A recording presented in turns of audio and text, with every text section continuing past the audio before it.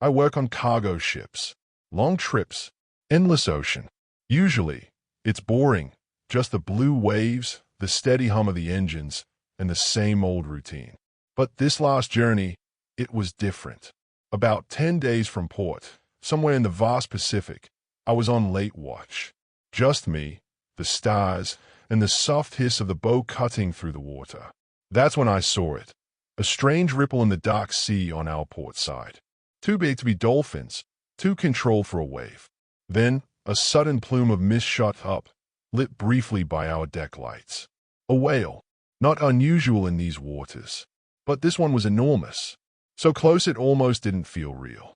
The next morning, it was still there, keeping pace with us. Some of the crew spotted it too. Our bosun, an old salt who's seen everything the sea can throw, peered through his binoculars.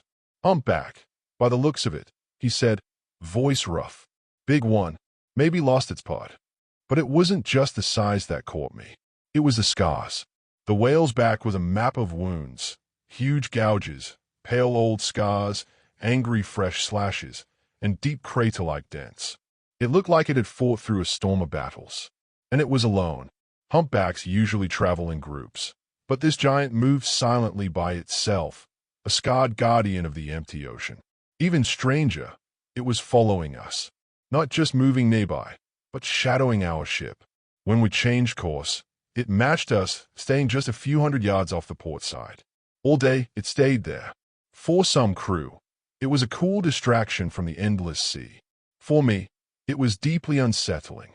That massive, dark eye would sometimes break the surface, and I swear, it was watching us. Day 2 passed the same way. The novelty faded, but the whale remained. I spent hours just staring at it. There was something heavy about its presence, like it carried a secret or warning. What could have caused those terrible scars? A ship's propeller? An orca attack? Nothing I'd ever heard of was this brutal. Then, late on the second day, something changed. Our ship began to slow. At first, it was barely noticeable, just a subtle change in the engine's rhythm, a softer vibration underfoot. The chief engineer spent hours in the engine room. Word came up, a problem with a propeller shaft, maybe a fuel clog. Nothing critical, but would be moving slower for a while. That's when the whale's behavior shifted. It was dusk, the ocean a deep purple bruise before night fell. I was leaning on the rail, watching it. The ship moved sluggishly now. Suddenly, the whale surged forward, closing the distance at a speed that made my heart pound. It dove, then exploded out of the water right beside the hull, no more than 20 yards away. And then it hit us. The sound was a low, muffled explosion, a thump that shook the whole ship. Metal groaned under the impact. I stumbled, clutching the rail. From the bridge, someone shouted. The whale surfaced again, its scarred back shining in the dim light, then slammed into us with a powerful thrust of its tail. Thump! This time, alarms screamed through the ship. What the hell? Someone yelled below deck. The captain's voice cut through the chaos, sharp and commanding. All hands, report. What was that? The whale hit us a third time. This wasn't a curious bump. It was an attack. Hard enough to crack the hull if it found a weak spot. Panic crept in. We were a steel ship, sure, but the ocean is vast, and out here, you alone. A few deckhands grabbed whatever heavy tools they could find, gaff hooks, metal bars, and ran to the side, shouting, trying to scare it off. The bosun appeared with a flare gun, firing a bright red flare over the whale's head. But it ignored the light, preparing for another hit. Get the rifles, someone shouted. I think it was a second mate. We have to drive it away. My stomach twisted cold. Shoot a whale? It felt wrong. But this giant was ramming our ship, and that was dangerous for everyone. Just as the men raised their rifles, the whale suddenly dove deep, vanishing into the dark water like a ghost. We waited, tense, breath held, for 5 long minutes. Nothing. The ship crept forward, slow and steady, as the night swallowed us whole. The captain ordered damage checks right away. Somehow, besides some scraped paint and a few dented plates above the waterline, our ship seemed okay. But the mood on deck was heavy. Everyone wondered, What if the whale came back? Why would a whale attack a ship? Was it sick? Rabid? Maybe? It's the slowdown, the veteran sailor said quietly later, standing beside me in the cold night air, staring out at the black ocean. His face was rough and lined, his voice low. Animals can feel when something's wrong. The ship's hurt, moving slow. Maybe it thinks we're easy prey, or dying. Prey? I asked, confused. But it's a baleen whale, right? It eats tiny krill. He shrugged, his eyes lost in the dark water. Nature's strange out here, kid. Anything can happen. The engine troubles dragged on. We crawled at half our usual speed. Every creak, every odd splash against the hull made us jump. The whale didn't show itself again that night. Or so we thought. Later, during my watch in the dead hours, between 2 and 4 in the morning, the deck was almost empty. The sea was calm, black glass under a sky full of stars. I struggled to stay alert, eyes scanning the dark water, nerves raw from the day's tension. Then I saw it. A faint ripple, a glimmer of wet skin, much closer this time. The whale was back. Only now, it was quiet, almost gentle. My heart thundered. I reached for my radio to call it in. But the whale didn't charge or ram. It just swam beside us, close enough to see its massive, dark shape moving slowly through the water. Then it made a sound. A low, long moan. It wasn't a sound you just heard with your ears. It vibrated through my bones, mournful, almost painful. Slowly, it bumped against the hull. Not a slam, a soft, steady thump, like a giant cat brushing against your leg. Thump, thump. It looked right at me. I swear I saw one huge, dark eye roll toward me as it moved. It seemed desperate. It kept bumping the ship, always on the port side where I stood. Always soft, gentle impacts. I didn't call the others. I just watched. This wasn't the angry creature from before. This was something else. Something pleading. For nearly an hour, it stayed. When I finally saw another crew member, a sleepy engineer heading to the galley, step out further back on the deck, the whale slipped beneath the waves and disappeared. It was like it only wanted me to see this strange, quiet message. The next day, the engineers still wrestled with the engines. We crawled along. The whale's strange pattern continued. If there was a crowd on deck, it stayed away. If men rushed to the rails shouting or with weapons, it dived and vanished. But when I was alone, or with someone who wasn't paying attention, it came close. The bumping started again. Not hard, never breaking the hull, just persistent.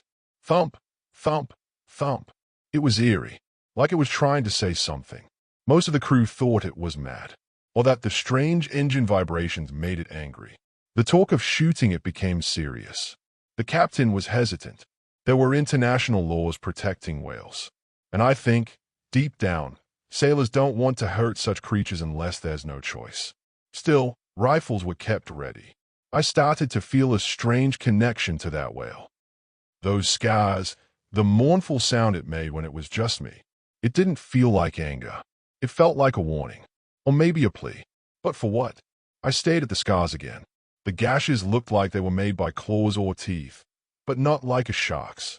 The circular marks were stranger, like huge suction cups with torn edges. Then came the morning everything ended. I was on the dawn watch. The sky was just beginning to lighten, a pale, gray smear on the horizon. The sea was flat, oily. We were still crawling. The whale was there, off the port side, as always. It had been quiet for hours, just following us, keeping pace. I felt tired, worn down. 3 days of this. 3 days of a crippled ship. 3 days with a scarred giant shadowing us, its intentions still a terrifying mystery. I remember sipping lukewarm coffee, staring at the horizon. Then I saw the whale react. It arched its back suddenly, lifting its massive tail high out of the water. Then it slammed down with a mighty slap. The sound cracked through the quiet morning like a gunshot. The whale dove, not the slow, calm dive it usually made, but a desperate, panic plunge. It disappeared beneath the surface, leaving a swirling whirlpool behind. What the hell now? I muttered, gripping the rail tight. My eyes scanned the spot where it vanished. And then I saw it. Farther back, Maybe half a mile behind us, something else surfaced. At first, just a dark shape moving fast across the gray water. But it wasn't a ship. It wasn't any whale I'd ever seen. As it drew closer, still mostly submerged, I caught a better look at its back. It was long, dark, and slick, but not smooth like a whale's. Instead, it had ridges and strange things sticking out. Two massive shapes arched up and back on either side of its spine. They weren't fins. Not like a shark's dorsal fin or whale's flippers. They looked like wings. Leathery, membranous wings, like a bat's, but enormous. No feathers, just bare, dark flesh stretched tight over a bony framework. They didn't flap. They were folded halfway against its back, slicing through the water like twisted, grotesque sails. The thing moved through the ocean with terrifying speed. Our struggling cargo ship looked like it was standing still. A cold, paralyzing dread gripped me. This was what the whale had been running from. This was the source of those terrible scars. The winged creature reached the place where our whale had disappeared. It didn't slow down. It just tilted and slipped beneath the surface without a splash. Like the ocean was nothing but a veil it passed through. For a moment, the sea was calm again. Deceptively calm. I was shaking. My coffee cup rattled against the saucer I'd left on the railing. My mind raced. Wings made of flesh, in the ocean. Then, the water began to change color. At first, slowly, then spreading fast. A bloom of red unfurled outward from where they'd vanished. A slick, dark, crimson stain on the gray morning sea. It grew wider. The whale. Our whale. I felt sick. A profound horror, and something like loss. That scarred giant, with its mournful cries and strange bumping, hadn't been trying to hurt us. It had been terrified, trying to warn us, trying to get our attention. Maybe even seeking refuge with the only other large thing in that empty ocean, the ship. When we slowed, when we became vulnerable, it must have known we were drawing its hunter closer. Or maybe it was trying to get us to move faster, to escape. That frantic slamming against the hull. Desperation. The blood slick was vast now, a hideous stain on the calm water. I wanted to look away, but I couldn't. Some of the crew was staring, drawn out by dawn's light. Someone asked, "What's that?" All spill. I didn't answer. I couldn't.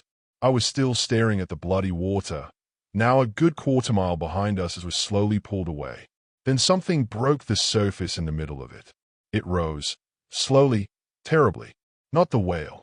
First, a section of that ridged, dark back. Then those awful, folded wings. And then, its head, or what could be called a head. No eyes I could see, no real features at all, except its mouth. A hole, a vast, circular maw, big enough to swallow a small car, lined with row after row of needle-sharp, glistening teeth. Some were as long as my arm. They weren't neat rows like a shark's teeth. They formed a chaotic forest of ivory daggers, pointing inward. The flesh around this nightmare was pale and rubbery, like something that had never seen sunlight. It just existed, a vertical abyss of teeth, hovering above the blood-stained water. It wasn't looking at the ship, not generally. It was lifted higher out of the water than I thought possible for something so heavy, with no visible means of buoyancy except the slow unfurling of those terrible wings, which seemed to tread the water with a slow, obscene power. It rotated, slowly. Then it stopped, and I knew, felt it deep in my bones, that it was looking at me. There were no eyes. I swear it to this day. Nothing on that tooth-filled face could be called an eye. But I felt its gaze. Cold, ancient, utterly alien. It wasn't curious. It wasn't angry. Not in any way I could understand. It was like being judged by a butcher. A focused, chilling attention, right on me, standing there on the deck. Time stopped. The sounds of the ship, the waking crew's distant chatter, all faded away. It was just me, and that thing, staring across a widening pool of blood. My heart pounded, trying to break free. I couldn't breathe. Then the chief engineer came up beside me, the same one who'd been fighting the engine problems. "God Almighty," he whispered, face pale. "What in the name of all that's holy is that?" The spell broke. The creature didn't react to the chief. Its focus, if you could call it that, remained on me for a few more seconds. Then, slow and deliberate, it sank back beneath the waves, its terrible mouth the last thing to disappear into the red. The captain was on the bridge wing, binoculars pressed tight, her face a mask of disbelief and horror. Orders rang out. Full power. Get us out of here. Chief, whatever you have to do, give me everything you've got. Suddenly, the engine problems that had plagued us for days felt less important. As if spurred by the raw terror of what we'd seen, the engines roared to life. The ship shuddered, surged forward, faster than it had in days. No one spoke for a long time. We just stared at the shrinking bloodstain in our wake. The silence was heavier than any storm. Then it hit me, hard. The whale. Its scars. How it only approached when I was alone, bumping the hull, moaning. It hadn't tried to hurt us. It was running, terrified, trying to warn us. Maybe it thought our big metal ship could protect it. Maybe it thought we could help. When we slowed, we became a target. Its frantic slamming was a desperate call for us to move, to escape the fate it knew was coming. And it had singled me out. For some reason. Maybe I was just on watch when it was desperate. Maybe it sensed something in me. I don't know. And honestly, I don't want to know. The rest of the journey passed in hushed whispers, wide eyes, and fearful glances at the sea. We reported an unidentified aggressive marine phenomenon and the loss of a whale. But how do you describe that? Who would believe it? The official log was sanitized. We made it to port. I signed off as soon as we docked. I haven't been back to sea since. I don't think I ever can. Some things in this world defy explanation, slipping through the cracks between what we see and what we fear. I've carried the memory of that creature with me ever since. Its silent warning, its impossible gaze, and the whale's desperate plea. The ocean is vast and deep, and not all its secrets are meant to be uncovered. But sometimes, those secrets find us anyway, and change us forever.